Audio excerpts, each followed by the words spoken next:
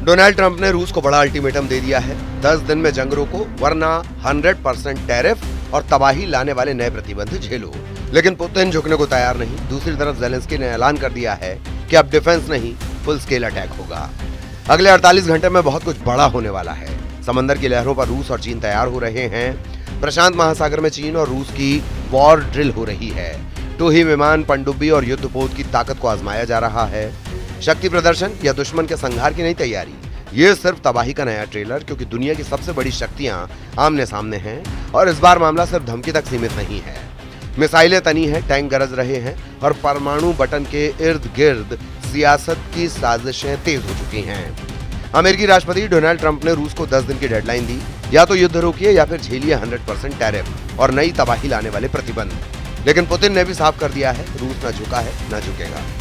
4 यूक्रेनी इलाके Donetsk, Luhansk, Zaporizhzhia और खेरसोन पर कब्जा पुतिन का मिशन है। इस मिशन को रोकने की कोशिश को वो सीधा रूस की संप्रभुता पर हमला मानते हैं। रूस की सेना मैदान में है, मिसाइलें दागी जा रही हैं और यूक्रेन के शहरों पर बमबारी का सिलसिला थमने का नाम नहीं ले रहा। कीव की सड़कों पर मलबा है और आसमान में सिर्फ धमाकों की आवाज सुनाई दे रही है। ट्रंप कहते हैं कि अगर पुतिन नहीं माने तो चीन और भारत जैसे देशों पर भी असर पड़ेगा, क्योंकि रूस का तेल खरीदना अब सस्ता नहीं रहेगा। लेकिन पुतिन को फर्क नहीं पड़ता। उनका कहना है कि अमेरिका चाहे जितनी अकड़ दिखा ले, रूस अपने लक्ष्य से पीछे नहीं हटेगा। इस महायुद्ध के ट्रेलर में अब एंट्री हो रही है ट्रंप के स्पेशल एनवॉय स्टीव विटकॉफ की, जो रूस पहुंचे हुए हैं। गर्मजोशी के साथ पुतिन से उनकी मुलाकात हो चुकी है। रूस के राष्ट्रपति व्लादिमीर पुतिन ने क्रेमलिन में राष्ट्रपति डोनाल्ड ट्रंप के विशेष दूत विटकॉफ से मुलाकात की। ये मुलाकात व्हाइट हाउस से रूस को यूक्रेन से समझौता करने या गंभीर आर्थिक परिणामों का सामना करने के लिए दी गई समय सीमा से कुछ ही दिन पहले हुई है। इसका मतलब रूस की अर्थव्यवस्था को नुकसान पहुंचाने के लिए ज्यादा प्रतिबंध या चीन और भारत समेत उन देशों पर और टैरिफ लगाना हो सकता है जो रूस का तेल खरीदना जारी रखते हैं। लेकिन सवाल है कि क्या बातचीत से हल निकलेगा या फिर दुनिया एक और बड़े युद्ध की तरफ बढ़ रही है। रूस ने परमाणु मिसाइलों पर लगी मोराटोरियम को भी खत्म कर दिया है, यानी अब मिड रेंज न्यूक्लियर हथियारों की तैनाती का रास्ता खुल गया है और यही है वो मोड़ जहां से इतिहास बदल सकता है। पुतिन का मानना है कि रूस जीत रहा है और अगर चारों क्षेत्र पूरी तरह कब्जे में आ जाएं, तो वो इसे अपनी जीत का ऐलान मानेंगे। लेकिन ट्रंप का कहना है कि अब बहुत हो गया, ये बमबारी बंद होनी चाहिए। तो क्या ये सिर्फ एक अल्टीमेटम है या फिर वाकई दुनिया में एक नए महायुद्ध की तैयारी शुरू हो चुकी है? जवाब आने वाले कुछ दिनों में मिलेगा, लेकिन फिलहाल ये ट्रेलर है उस टकराव का जो इतिहास की सबसे बड़ी जंग में बदल सकता है। दुनिया की निगाहें एक बार फिर क्रेमलिन की तरफ टिकी हैं। सवाल ये नहीं है कि ट्रंप क्या करेंगे, सवाल ये है कि पुतिन क्यों नहीं रुक रहे। दरअसल व्लादिमीर पुतिन इस जंग को सिर्फ एक सैन्य अभियान नहीं बल्कि रूस के भविष्य की लड़ाई मानते हैं। 3 साल से ज्यादा हो चुके हैं इस युद्ध को और अब जब रूस को कुछ जमीनी बढ़त मिली है, पुतिन पीछे हटने को तैयार नहीं। 4 यूक्रेनी क्षेत्रों डोनेट्स्क, लुहांस्क, जापोरिजिया और खेरसोन को रूस अपना हिस्सा मान चुका है। ये उसके ग्रेटर रशिया के सपने का हिस्सा है और पुतिन अब पीछे हटेंगे तो न उन्हें सेना माफ करेगी न जनता। क्रेमलिन के भीतर की जानकारी देने वाले सूत्रों के मुताबिक पुतिन को भरोसा है कि अमेरिका अब रूस पर ज्यादा कुछ नहीं कर सकता। पिछले सैकड़ों प्रतिबंध झेले जा चुके हैं, $300 अरब से ज्यादा की संपत्तियां फ्रीज की जा चुकी हैं, लेकिन युद्ध नहीं रुका। अब ट्रंप ने धमकी दी है, या तो युद्ध बंद करो या फिर 100% टैरिफ झेलो।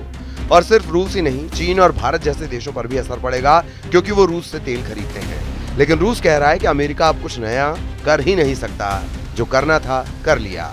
और पुतिन का भरोसा इसी सोच पर टिका है कि अमेरिका सिर्फ धमकियां देगा, कार्रवाई नहीं। एक और अहम बात यह है कि पुतिन पश्चिम से बेहतर रिश्ते चाहते हैं, लेकिन उनका युद्ध लक्ष्य उससे भी ऊपर है। उनका मानना है कि अभी अगर युद्ध रोका गया तो रूस की जीत अधूरी रह जाएगी। उधर रूस की सेना कह रही है कि अगले 2 से 3 महीनों में यूक्रेनी मोर्चा पूरी तरह टूट सकता है, यानी युद्ध विराम का समय अभी नहीं आया, ऐसा क्रेमलिन का आकलन है। पुतिन अब अमेरिका के उस सीक्रेट डील को भी ठुकरा चुके हैं जिसमें रूस को क्रीमिया और कब्जे वाले इलाकों पर अंतर्राष्ट्रीय मान्यता का ऑफर था और बदले में युद्ध रोकने की शर्त। तो फिर पुतिन क्या चाहते हैं? साफ है, पूरी जीत, चारों क्षेत्रों पर कब्जा और उसके बाद ही बातचीत। लेकिन क्या तब तक ट्रंप इंतजार करेंगे या फिर दुनिया को उस आग में झोंक दिया जाएगा जहां सिर्फ मिसाइलों की गूंज होगी, टैंकों से कुचलती जमीन होगी और आसमान से तबाही मचाते लड़ाकू विमान होंगे? क्योंकि ये सिर्फ टकराव नहीं, 2 महाशक्तियों के अहम की लड़ाई है और इतिहास इस बात का गवाह रहा है कि आत्मसम्मान की आग ने दुनिया को 2 बार युद्ध की आग में झोंका है। जंग के तीसरे साल में ज़ेलेंस्की अब थक चुके हैं, लेकिन झुके नहीं। पुतिन के मंसूबों पर अमेरिका के दबाव के बीच यूक्रेनी राष्ट्रपति वोलोदिमीर ज़ेलेंस्की ने एक सीधा रास्ता चुना। उन्होंने ट्रंप को फोन किया, जेलेंस्की की टीम ने इस कॉल को प्रोडक्टिव बताया है, लेकिन सूत्र बताते हैं कि बातचीत में स्वर तीखा था, भाषा रणनीतिक थी और नतीजे खतरनाक हो सकते हैं। जेलेंस्की ने ट्रंप से कहा कि अगर रूस नहीं रुका तो अब युद्ध सीमित नहीं रहेगा। उन्होंने ट्रंप को चेताया, डेडलाइन खत्म होते ही यूक्रेन सिर्फ डिफेंस नहीं करेगा बल्कि फुल स्केल ऑफेंसिव शुरू करेगा। यानी अब कोई सीज फायर नहीं, 10 गुना तेज होगी जंग। ड्रोन, लंबी दूरी की मिसाइलें और पश्चिमी हथियारों से लैस यूक्रेनी सेना पूरी तैयारी में है। अमेरिका और नेटो के नए रास्ते से नीदरलैंड ने $500 मिलियन के अमेरिकी हथियारों की डील की है। इसके बाद टैंक, रॉकेट लॉन्चर और एयर डिफेंस सिस्टम सीधे यूक्रेनी मोर्चे पर पहुंचेंगे। ये सिर्फ सप्लाई नहीं, एक नया जियो स्ट्रेटेजिक कॉरिडोर है जिससे रूस को 3 तरफ से घेरा जा सकेगा। उत्तर में बेलारूस सीमा, दक्षिण में ब्लैक सी और पश्चिम में पोलैंड की ओर से दबाव। जेलेंस्की जानते हैं कि ट्रंप रूस से सीधे युद्ध नहीं करेंगे, लेकिन वो ये भी जानते हैं कि ट्रंप यूक्रेन की हार नहीं झेल सकते, क्योंकि इससे अमेरिका की साख पर सवाल उठेगा। इसीलिए इस कॉल के बाद दोनों ओर से चेतावनियां और तैयारियां तेज हो चुकी हैं। रूस ने नई मिसाइल टेस्टिंग की है, यूक्रेन ने फाइटर जेट्स की तैनाती बढ़ा दी है और अमेरिकी बेस में हाई रेड अलर्ट जारी किया गया है। EU इंटेलिजेंस रिपोर्ट के मुताबिक रूस अब साइबर हमलों और पावर ग्रिड टारगेटिंग की रणनीति पर काम कर रहा है। लेकिन इन सब के बीच जेलेंस्की की कॉल एक डिप्लोमेटिक जुआ भी है। अगर युद्ध तेज हुआ तो यूरोप की सीमाएं भी इसकी चपेट में आ सकती हैं। और यहीं आता है एक बड़ा सवाल, क्या ट्रंप जेलेंस्की के साथ खड़े रहेंगे जब रूस सीज फायर को ठुकराकर और अंदर धकेलने की तैयारी में हो? इस कॉल ने एक और बात साफ कर दी है, अब ट्रंप बनाम पुतिन नहीं, जेलेंस्की बनाम पुतिन का राउंड शुरू हो गया है। जहां एक और वॉशिंगटन की डिप्लोमेसी और सैन फ्रांसिस्को की लॉबियां दबाव बना रही हैं, वहीं जेलेंस्की और उनकी सेना मैदान में खून पसीने की लड़ाई लड़ रहे हैं। और जब एक राष्ट्राध्यक्ष कहता है अब डिफेंस नहीं फुल अटैक होगा, तो इतिहास में एक नई स्क्रिप्ट लिखी जाती है। यानी जंग अब कूटनीति से नहीं, भयानक युद्ध के मोर्चे से लिखी जाएगी। यूक्रेन की सेना सिर्फ बॉर्डर नहीं, अब रूस के भीतर तक दबाव बनाने की रणनीति पर काम कर रही है। यूक्रेनी खुफिया एजेंसियों ने हाल ही में रूस के काला सागर फ्लीट के कमांड सेंटर पर हमला करने का दावा किया है। सैटेलाइट तस्वीरों से संकेत मिले हैं कि क्रेमलिन अब क्रीमिया में नई वॉरशिप की तैयारी कर रहा है। मतलब ये लड़ाई अब सिर्फ जमीन पर नहीं, समंदर और आसमान तक विस्तार ले चुकी है। नेटो के डिफेंस प्लान में अब साइबर वॉर को भी प्रमुख भूमिका दी जा रही है। नॉर्वे और लिथुआनिया के मिलिट्री एक्सपर्ट्स की माने तो रूस पश्चिमी पावर ग्रिड को टारगेट कर सकता है, वहीं यूक्रेन जीपीएस जैमिंग और ड्रोन वॉरफेयर से जवाब देने की तैयारी में है। लेकिन इसके बीच सबसे बड़ा सवाल खड़ा हो गया है न्यूक्लियर प्रोटोकॉल का। यूएन में रूस के प्रतिनिधि ने हाल ही में एक ऐसा बयान दिया जिसने हलचल मचा दी। अगर रूस की जमीन को विदेशी सेना ने छुआ तो जवाब किसी भी स्तर पर दिया जा सकता है। किसी भी स्तर का मतलब सब जानते हैं।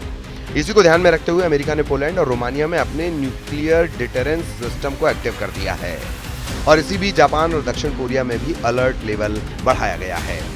अमेरिका ने पहले ही अपने B-2 स्पिरिट स्टेल्थ बॉम्बर्स को इंडो पैसिफिक रीजन में शिफ्ट कर दिया है।